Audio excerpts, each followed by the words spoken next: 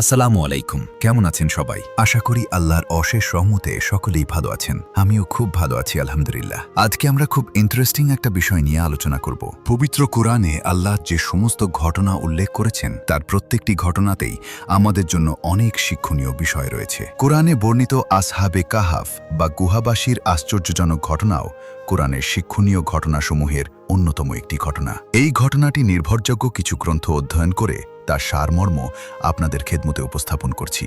তো চলেন শুরু করা যাক। সেই যুগে কোন এক ঈদের দিন জনগণ মূর্তি পূজার অনুষ্ঠানের উদ্দেশ্যে বের হলো। এতে তারা তাদের মূর্তিগুলোর নৈকট্য লাভের জন্য পশু জবাই বা অন্যান্য যা যা করার তাই করবে।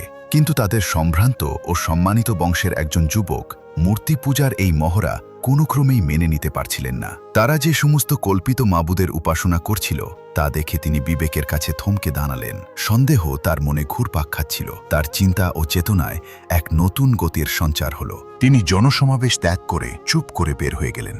একটি গাছের নিচে গিয়ে পেরেশান হয়ে বসে রইলেন। কিছুক্ষণ পর তার মতোই আরেকজন যুবক এসে তার সাথে বসে পড়লেন।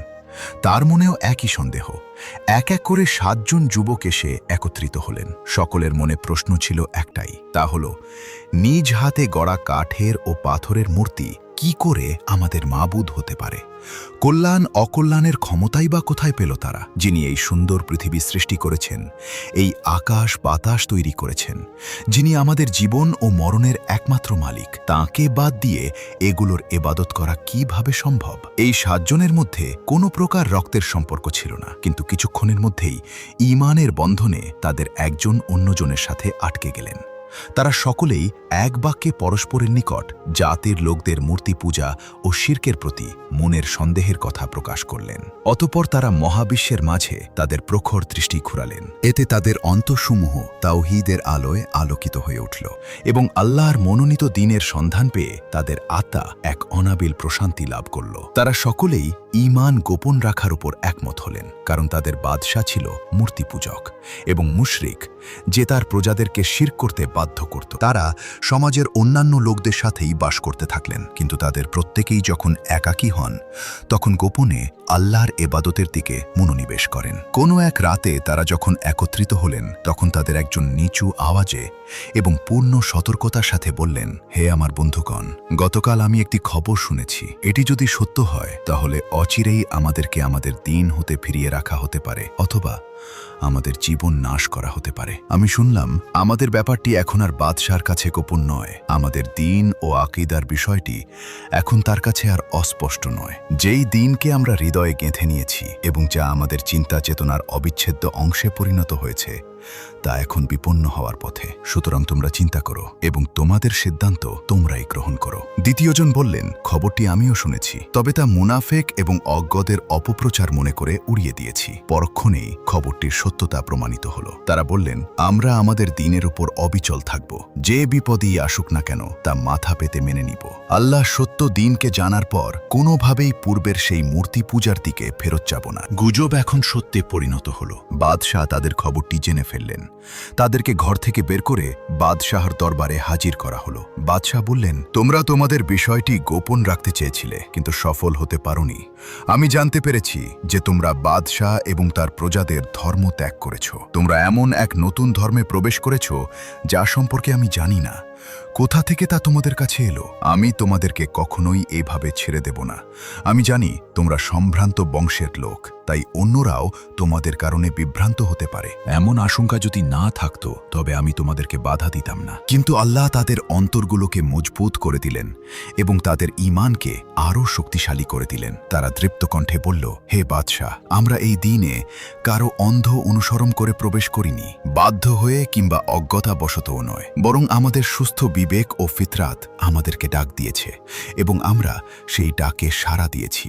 বিবেক আমাদেরকে আলোকিত করেছে আর সেই আলোতেই আমরা চলছি। আল্লাহ এক ও অদ্বিতীয়, তার কোনো শরিক নেই। আমরা তাঁকে ছাড়া আর কাউকেই ডাকব না। আমাদের জাতির লোকেরা অন্ধভাবে অন্যের অনুকরণ করে মূর্তি পূজা করছে, যে ব্যাপারে তাদের কাছে কোনো দলিল প্রমাণ নেই। এটাই আমাদের শেষ কথা। এখন আপনার যা খুশি তাই করতে পারেন। এরপর বাদশাহ বলল, এবার যাও, আগামীকাল অবশ্যই তোমরা আসবে, তখন আমি তোমাদের ব্যাপারে ফয়সালা প্রদান করব। তারা ফিরে এসে পরামর্শ করতে লাগলেন এবং প্রত্যেকেই স্বীয় মতের চাকা ঘোরাতে লাগলেন। তাদের একজন বললেন, বাদশাহ যেহেতু আমাদের ব্যাপারটি জেনেই ফেলেছে, তাই তার ধামকি ও হুমকির মধ্যে থেকে আমাদের কোনো লাভ নেই। আমরা ওই গুহার দিকে দিন নিয়ে পালিয়ে যাব, যদিও তা হবে এই প্রশস্ত দেশের তুলনায় খুব অন্ধকার এবং সংকীর্ণ, কিন্তু আমরা সেখানে প্রশস্ত মনে এক আল্লাহর ইবাদত করতে পারবো, যা আমরা এই বিশাল রাজ্যে করতে পারছি না। এমন দেশে আমাদের বসবাস করাতে কোনো কল্যাণ নেই, যেখানে আমরা নিরাপদে আমাদের আকীদা ও বিশ্বাস অনুযায়ী দিন পালন করতে পারি না, এবং এমন দেশে আমাদের বসবাস করা ঠিক হবে না যেখানে আমাদের সঠিক বিশ্বাসের বিরুদ্ধে অন্য একটি বাতিল মতো চাপিয়ে দেওয়া হচ্ছে। পরের দিন নির্দিষ্ট সময়ে বাদশাহর দরবারে হাজির না হওয়াতে তার লোকেরা তাদের অনুসন্ধানে বের হলো। এমনকি তারা সেই গুহার দরজা পর্যন্ত পৌঁছে গেল। আল্লাহ তাদেরকে অন্ধ করে দিলেন। তারা গুহার মুখে এসেও তাদেরকে দেখতে পেল না। এখানে ঘটে গেল আল্লাহ তাআলার এক বিস্ময়কর ঘটনা। দিনের পর আসে রাত, রাতের পর দিন, পার হয়ে গেল বছরের পর বছর। যুবকগণ শুয়ে আছেন, গভীর নিদ্রা তাদেরকে আচ্ছন্ন করে আছে। বাইরের কর্মব্যস্ত জীবনের সাথে তাদের কোনো সম্পর্ক নেই। আকাশে বিজলির গর্জন, বাতাসের প্রচণ্ডতা এবং পৃথিবীর কোনো ঘটনাই তাদের ঘুমের ব্যাঘাত ঘটাতে পারেনি। সূর্য উদিত হওয়ার সময় ডান পাশে হেলে গিয়ে গুহার ছিদ্র দিয়ে সামান্য আলো প্রবেশ করে এবং আল্লাহর হুকুমে তাদেরকে সামান্য আলো ও তাপ প্রদান করে, কিন্তু সূর্যের প্রখর উত্তাপ তাতে প্রবেশ করে না। আল্লাহর ইচ্ছায় তাদের শরীরকে হেফাজতের জন্য অস্ত যাওয়ার সময়ও সূর্য একটু বাম দিকে হেলে যায়। কুকুরটি তার দুই বাহু প্রসারিত করে বীরের মতো প্রহরীর কাজে গুহার বাইরে অবস্থানরত। তারা সেখানে মাঝে মাঝে ডানে বামে পার্শ্ব পরিবর্তন করছেন। কে আছে এমন যে এই দৃশ্য দেখে ভয় পাবে না? গভীর নিদ্রায় ৩০৯ বৎসর পার হয়ে গেল। এবার তারা ক্ষুধা ও পিপাসায় দুর্বল শরীর নিয়ে জাগ্রত হলেন। তারা ভাবলেন সময় বেশি অতিক্রম হয়নি এবং ইতিহাসের চাকা গুহার মুখেই থমকে রয়েছে। তাদের একজন বললেন, হে বন্ধুগণ, আমার মনে হয় এখানে আমরা দীর্ঘ সময় ঘুমিয়ে পার করেছি। তোমাদের মতামত কি? অন্যজন বললেন, আমার মনে হয় পূর্ণ একদিন আমরা নিদ্রিত ছিলাম, কারণ যে ধরনের ক্ষুধা ও পিপাসা আমরা অনুভব করছি তাতে তাই মনে হয়। তৃতীয়জন বললেন, সকালে ঘুমিয়েছি, এই দেখো সূর্য এখনো ডুবে যায়নি। আমার মনে হয় একটি দিবসের কিয়দাংশই আমরা নিদ্রায় অতিক্রম করেছি। চতুর্থজন একটু রাগী স্বরে বললেন, ছাড়ো এসব মতভেদ, আল্লাহই ভালো জানেন আমরা কতকাল এখানে ঘুমিয়েছি। মূল কথা হচ্ছে আমার প্রচুর ক্ষুধা অনুভব হচ্ছে। মনে হচ্ছে কয়েকদিন যাবৎ না খেয়ে আছি। আমাদের একজনের উচিত এখনই শহরে গিয়ে কিছু খাদ্য ক্রয় করে নিয়ে আসুক, তবে তাকে অবশ্যই সতর্কতা ও সাবধানতা অবলম্বন করতে হবে, কারণ লোকেরা যদি আমাদের অবস্থান সম্পর্কে জেনে ফেলে তবে তারা আমাদেরকে হত্যা করতে পারে কিংবা আমাদেরকে ফিতনায় ফেলে দিন পালন থেকে বিরত রাখতে পারে। তাকে আরেকটি বিষয়ে সাবধান হতে হবে, তা হলো কোনোভাবেই যেন হারাম খাদ্য ক্রয় করা না হয়। সেজন্য সে যাচাই বাছাই করে হালাল খাদ্যটি ক্রয় করবে। তাদের একজন সাবধানতা ও পূর্ণ সতর্কতার সাথে ভীত সন্ত্রস্ত অবস্থায় শহরে প্রবেশ করলেন। তিনি দেখলেন কোনো কিছুই আর আগের মতো নেই। ঘরবাড়িগুলো পরিবর্তন হয়ে গেছে। পুরাতন পরিত্যক্ত ঘরের স্থলে বিশাল প্রাসাদ শোভা পাচ্ছে। আগের রাজপ্রাসাদগুলো পরিত্যক্ত অবস্থায় পড়ে আছে। তিনি এখন যে সমস্ত চেহারা দেখছেন সেগুলো পরিচিত কোনো লোকের চেহারা নয়। নদীর স্রোত আগের মতোই চলছে বয়ে, পরিবর্তিত রূপ ধারণ করে। ঘরবাড়ি ও বনবনানি ঠিকই আছে, শুধু নেই আগের মানুষগুলো। তার দৃষ্টি বিচলিত হলো। তার এদিক সেদিক চোখ ঘুরানোতে লোকেরা সন্দেহ পোষণ করতে লাগলো এবং তার চলার ভঙ্গিতে মানুষের সন্দেহ দানা বেঁধে উঠল। পরিশেষে লোকেরা তাকে ঘিরে ধরল। উপস্থিত লোকদের একজন তাকে জিজ্ঞেস করল, আপনি কি এখানে অন্য দেশ থেকে এসেছেন? এত চিন্তা করছেন কি নিয়ে? অনুসন্ধানই বা করছেন কি? তিনি বললেন, আমি এখানে অপরিচিত কেউ নই। আমি কিছু খাদ্য ক্রয় করতে চাই, কিন্তু কোথায় তা বিক্রি হচ্ছে আমি তা জানি না। একজন লোক তার হাত ধরে খাদ্যের দোকানে নিয়ে গেল। সেখানে গিয়ে তিনি রূপার তৈরি কয়েকটি দিরহাম বের করলেন।